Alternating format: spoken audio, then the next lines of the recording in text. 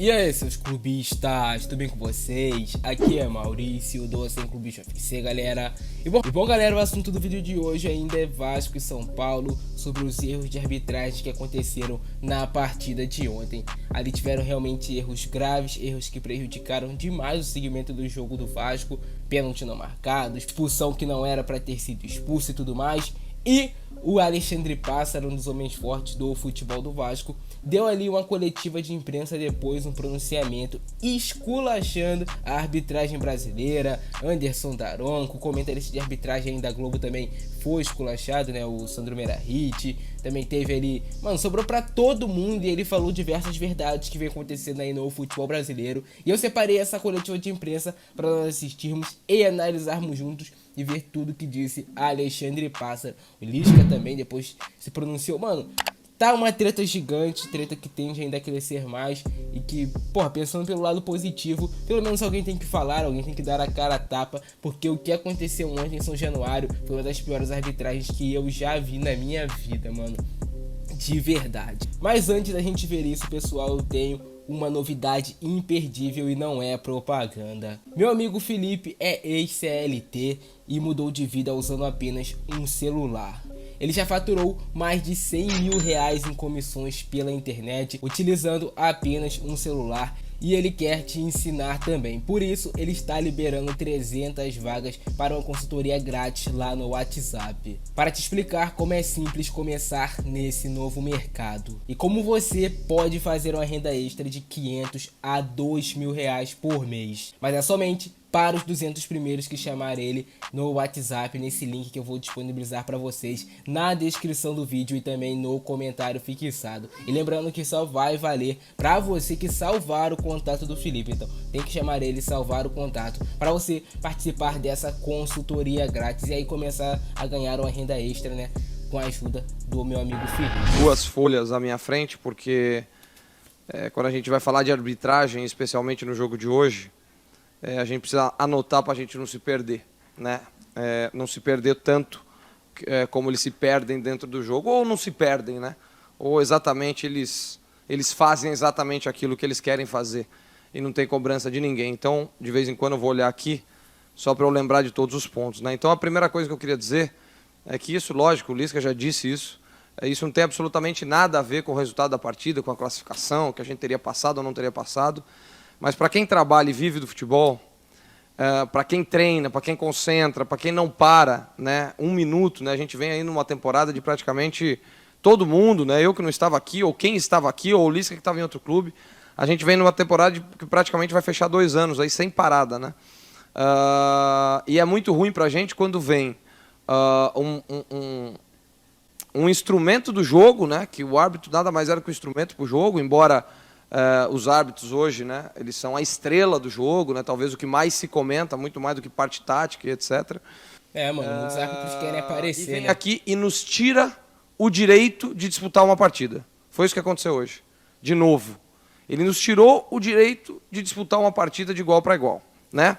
Sim, mano, ali o Vasco hoje foi, ontem, né, foi bem prejudicado, ficou claro pra todo mundo, até pra você que torce pro São Paulo, mano, seja imparcial ali, mano, alguns lances nesse jogo foram bizarros demais. A primeira coisa que eu vou dizer, esse negócio que hoje muito se diz ainda, do folclore, de ter bastidor, de ter força, de não ter, isso hoje é uma coisa que é difícil da gente falar. Por quê? Porque você pega o São Paulo e o São Paulo foi prejudicado num jogo do Campeonato Brasileiro no sábado.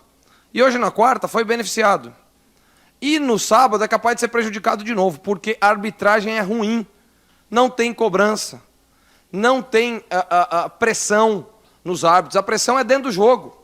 E agora o nosso digníssimo Gaciba, que eu não sei se o Gaciba está atuando, se ele está de férias, se ele está trabalhando, porque não se vê o Gaciba, né? A arbitragem nossa é brilhante, eu tenho que vir dar entrevista, o Ulisses tem que vir dar entrevista, o jogador tem que dar entrevista, dirigente de entidade tem que dar entrevista, presidente de clube tem que dar entrevista, tem que se explicar, mas árbitro não. Árbitro vai pegar o... Foi o que o Zeca falou ontem na entrevista pós-jogo, né, cara? O árbitro também tinha que dar entrevista, que tinha que cobrar o árbitro pra ele explicar o que aconteceu dentro de campo, porque ele marcou isso, porque ele marcou aquilo, porque, mano, existem as imagens, a gente que somos aqui pessoas normais, vemos as imagens e a gente tem uma interpretação totalmente diferente ali, seguindo também a regra, né, cara? Porque a gente vê o que aconteceu e o que não aconteceu. Pênalti no Jabá, isso ficou claro. Pênalti no Matheus Galarza, isso ficou claro. A expulsão do Castan, que não houve toque, que não houve nada, que o jogador do São Paulo tropeçou. Então, a gente não é cego, mano, a gente não é cego. O carrinho dele agora aqui, vai pro hotel, vai dormir e amanhã vai voltar pra casa dele. Então eu não sei onde está o Gaciba, sinceramente, mas deve estar ali, mexendo uns pauzinhos ali dentro do seu departamento, hoje sem responder a ninguém. Eu queria entender a quem hoje o Gaciba responde dentro da nossa CBF, do jeito que está. Então hoje, acho que os mandos do Gaciba, né, estão simplesmente liberados, sem ter interferência de ninguém. Então o árbitro, ele foi escolhido na quinta-feira, o Anderson Daronco, e a gente, por exemplo, assim... os árbitros são tão ruins porque a gente se preocupou muito com o jogo do Wilton Pereira Sampaio semana passada, no Morumbi, e que foi uma arbitragem limpa. Por quê? Porque o Wilton, um pouquinho antes aqui, já tinha prejudicado o Vasco no jogo contra o Bahia no ano passado. Então, não tem pra onde fugir. E o pior, né, cara, foi um lance semelhante, tipo essa expulsão aí do Léo Jabá, um pouco menos ali forte, né, mas também foi um lance forte do Gregory do Bahia no Benítez, que se fosse expulso ali o jogador do Bahia, provavelmente o Vasco teria vencido aquela partida, mas... Não tem pra onde fugir. É sempre uma surpresa o que o árbitro vai fazer em cada jogo. Então ele foi escolhido desse jeito na quinta-feira, um árbitro gaúcho, assim como o Gaciba, assim como o próximo árbitro, Voaden, que vai apitar no sábado, que foi escolhido na segunda-feira. Então, coincidentemente, um gaúcho escolheu o Anderson Daronco e agora escolheu também o Leandro Voaden para o jogo de sábado, né?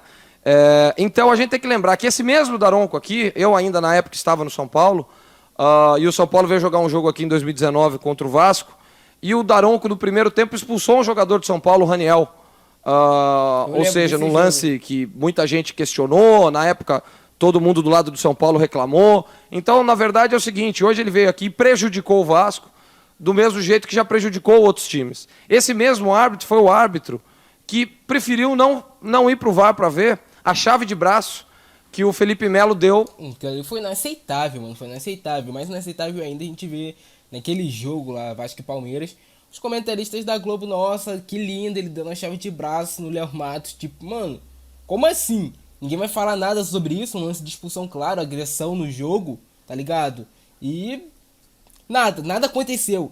E são esses pequenos eventos, uma expulsão ali que não acontece, um gol mal anulado, um gol ali que não é validado, que acabam influenciando diretamente no resultado, não só da partida, mas no resultado do campeonato como um todo. Cada ponto é muito importante.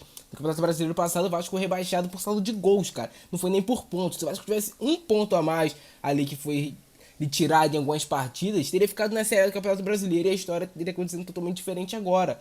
Tudo seria diferente. No Léo, ano passado, no Campeonato Brasileiro. Esse mesmo árbitro, né? E depois de tudo que ele fez hoje. Mas ele não está preocupado com isso, né? O Daronco, a única novidade que eu vejo do Daronco da temporada passada para essa é a tatuagem que ele fez no braço. Né? Fechou o braço, tá bonitão na TV, tá forte, né?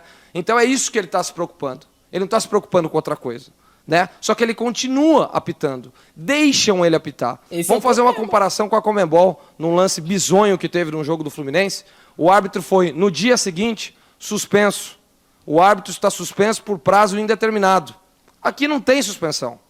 Aqui ele é beneficiado. Sabe o que vai acontecer? O Daronco vai apitar depois um clássico lá em São Paulo, aí volta para apitar um clássico no Rio, vai apitar um jogo grande entre Santos e Fluminense, e assim por diante, cara.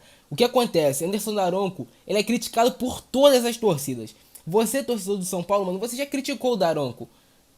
Eu tenho certeza disso, mano. Eu tô aí nos grupos Facebook de diversos times e eu vejo que o Daronco é um dos árbitros mais criticados, se não mais criticado.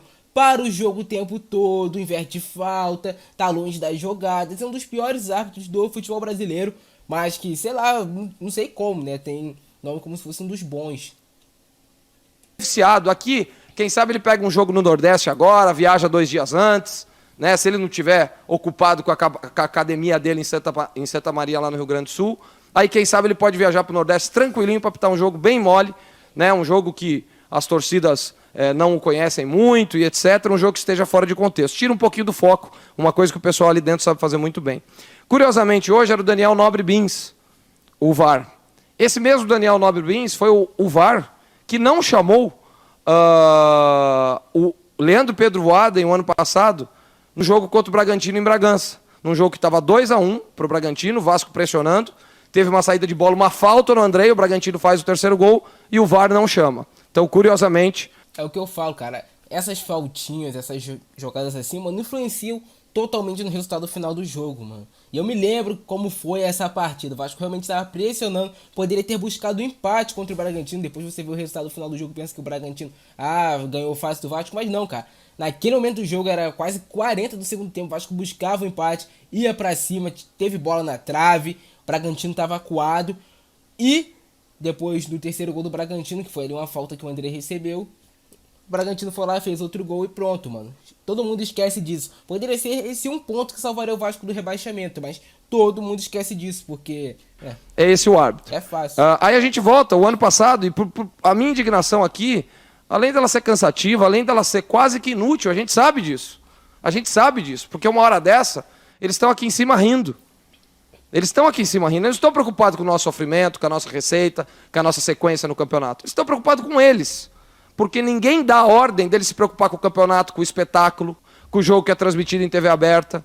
Ninguém, ele se preocupa com eles, né? Se o fone está no lugar certo, se o braço está aparecendo e tudo isso. Então é isso que eles fazem. Então, o ano passado, desde que eu cheguei aqui só, a gente teve o jogo contra o Bahia, com o Wilton Pereira Sampaio, que era para ter expulsado o Gregory no lance com o Benítez. Não expulsou. O VAR não chamou, não expulsou. Depois teve o jogo do Internacional, onde o VAR não pegou um gol ilegal, assim, claramente, do Rodrigo Dourado, e o VAR não pegou. E tudo bem, fica por isso mesmo, ninguém é punido, ninguém é investigado, a empresa não é trocada, respostas evasivas, e tudo passa. Passa para quem está lá. Para quem está aqui não passa. Então a gente caiu pelos nossos problemas e também pelos problemas que nos trouxeram. E hoje a gente é desclassificado pelos nossos problemas, mas também pelos problemas que nos trouxeram. Falando especificamente do jogo de hoje, né? Aos 21 minutos, pouca gente falou. Aos 21 minutos teve um pênalti do Léo Jabá, do Miranda no Léo Jabá. Pênalti, claríssimo. Aquele lance fora da área é a nova orientação, é falta. É o que eu falo. Isso foi falado no começo. Se é falta fora da área, também é falta dentro da área. Tudo ele faz parte do campo de jogo, não muda a regra para dentro da área e para fora da área, pelo amor de Deus. Do ano, no começo da temporada. Então aquele lance é pênalti, ou no mínimo o senhor Daniel Nobre Bins, mas a gente não dá para saber. Porque agora, inclusive, o Gaciba, além de ter proibido a escuta das conversas, agora ele também proibiu, por exemplo, que quem esteja na arquibancada, etc., que agora são 80 pessoas por time, ninguém pode reclamar, ninguém pode gritar. Então, quando tem o Maracanã lotado que eles têm que apitar, eles têm que aguentar 70 mil. Agora que tem 160 pessoas no estádio, que é 80 para cada lado, não pode. Eles têm a indecência de ter que parar o jogo para reclamar que tem alguém reclamando com eles. É com isso que eles se preocupam, né? E nesse lance do Léo Jabá, foi pênalti do Miranda aos 21 minutos de jogo, que poderia mudar toda a história do jogo. Mudaria. O comentarista de arbitragem falou, gente, deixa eu explicar uma coisa para vocês aqui. O ciclo é o seguinte, o que o Gaciba era antes de ser o presidente da comissão de arbitragem? Comentarista de arbitragem. Sabe quem vai ser o próximo presidente da comissão de arbitragem? Algum comentarista de arbitragem.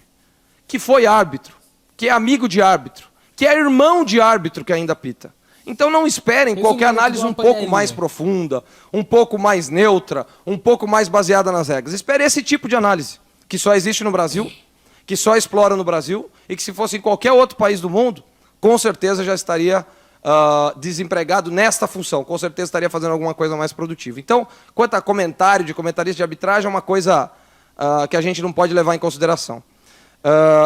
5 minutos depois, a gente teve um gol legal anulado, que foi o gol do Cano. Legal. O Juninho estica os braços, a bola bate na barriga, e aí ele precisa correr para frente. E ele faz o movimento de alavanca de corrida, e a bola resvala na mão esquerda. E pela nova orientação, isto não deve ser anulado. Tanto não deve ser que o Daniel Nobre Bins chama o árbitro para que ele veja, porque o árbitro marcou a falta. Se o VAR achasse que tinha sido falta, o VAR não ia chamar. Pega, mas né, o VAR chamou. Se Vasco tivesse provavelmente. 2-0 o Daronco, vem ver. a imagem. E ele foi ver e falou, não, a minha decisão de campo está correta. Diferentemente de todas as outras decisões. Hoje todas as decisões foram pró-São Paulo. Nenhuma foi pró-Vasco, nenhuma no jogo. E aí aos 31 minutos o Léo Jabá erra, nervoso, entra por cima da bola, acaba furando a bola e pegando o Reinaldo. Depois desses dois lances, então você pega o começo da jogada, o Léo Jabá já vem brigando, já vem nervoso, porque é isso que a arbitragem faz. Ela enerva o jogo, ela tira a concentração dos jogadores. Ela cria e ela traz para dentro de um jogo um senso de injustiça irrecuperável. É isso que a arbitragem faz. No intervalo, eu estava na beira do campo e o Lisca foi falar educadamente com o árbitro, porque eu ouvi. E o árbitro deu cartão amarelo para ele. O Lisca... Isso é uma coisa que me deixa bravo, cara. Tipo, árbitro arrogante é demais. Já saiu, tal, veio pro intervalo. Aos 33 minutos e 10 segundos do segundo tempo, e eu não estou falando que se dá o pênalti no Galar a gente ia ganhar. Eu não estou dizendo, estou falando dos erros da arbitragem. Mas já iria empatar ali, né? 2-2, um pênaltizinho, né? 2-2, pô. Um resultado, qualquer que seja ele, não pode esconder os erros que o árbitro pratica. Não pode. E aqui se esconde, mesmo quando ele determina o resultado do jogo. Aos 33 minutos e 10 segundos, teve um pênalti no Galarza não chamado pelo VAR. E não visto pelo árbitro. Eu lá de cima da arquibancada vi. O árbitro... Todo mundo viu, menos não ele. viu, entre aspas. Então, e aos 33 minutos e 40 segundos, 30 segundos depois, ele expulsa o Leandro Castan em uma bola que o Rigoni domina e corre para a direita. Ela não estava em frente ao... Não, nem era o Rigoni, era o Vitor Bueno. Ele se confundiu ali, né? Pô, Vitor Bueno tu não pode nem levar como perigo de gol. Brincadeira, rapaz. Gol. Tinha cobertura, tinha um outro jogador chegando. E ele tropeça no chão. E a hora que ele tropeça no chão, ele diminui a velocidade. E a sola da chuteira do Rigoni pega na canela do Castan. Ali tem o contato e ali ele dá a expulsão. Né? Como se não bastasse... E aí depois eu vou pedir para a Rayana, para o Greg aqui mandarem todos esses lances no grupo de imprensa, caso vocês queiram explorar. E nós temos as imagens da Vasco TV. E as imagens da Vasco TV, que ficam filmando o Lisca durante a partida, mostra os 40 segundos anteriores à expulsão do Lisca. E o Lisca está mexendo no relógio, olhando para baixo, e do nada se ouve um apito e expulsa o Lisca. Sabe o que foi isso? Eu vou falar aqui para vocês uma leitura muito clara para a gente. O que foi isso foi que ele tirou o Lisca do jogo para que o Lisca não fosse no final do jogo reclamar com ele. Foi isso que ele fez. Foi isso que ele fez. E as pessoas da comissão técnica que foram falar com o Daronco agora no final do jogo, ele falou, não, agora manda o Lisca lá falar mal de mim na entrevista. É arrogante, né, mano? Você acha a última bolacha do pacote, cara, mano. Esse é o nível. E se a gente fala alguma coisa errada aqui, a gente vai a julgamento. Se o Lisca fala alguma coisa errada, vai a julgamento. Se o árbitro é maldoso e coloca alguma coisa que não aconteceu na súmula, essa pessoa vai a julgamento. E eles não vão a julgamento nenhum. Nenhum. Nem da própria comissão de arbitragem, nem dos colegas, um pouquinho da imprensa, e aí, lógico, muitos dos torcedores e dos clubes, etc. Então, é um poder infinito, um poder que só cresce ano a ano, enquanto a competência diminui. Hoje eu estou aqui reclamando, e pode ser, pela ruindade dos árbitros, que no sábado o Vasco seja beneficiado, ou na outra terça-feira aconteça alguma coisa, e aí vai ser o outro time. Porque se a gente pegar hoje os 40 times de Série A e B, eu garanto que os 40 times de Série A e B já reclamaram com razão da arbitragem só nesse ano de 2020 e 2021, nessa temporada. Eu garanto que todos os times já foram, porque são assim. A gente vê campeonatos do mundo. E aí, os dados diminuem em 15% o tempo de paralisação. Isso é conversa fiada.